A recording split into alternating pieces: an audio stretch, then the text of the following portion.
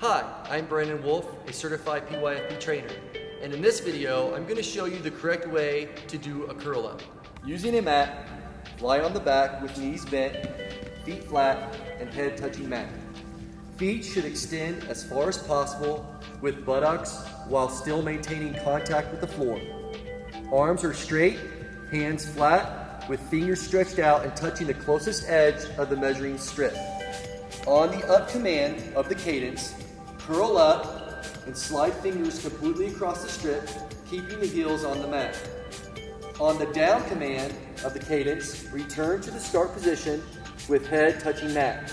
Continue assessment until second correction or complete 75 curl-ups. Here is the form breaks for the curl-up.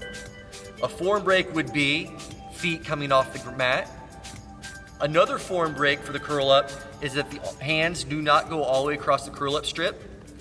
And another form break would be that the head does not reach to the mat during each curl-up. Or finally, if the student does not get to the curl-up strip with the pace of the cadence.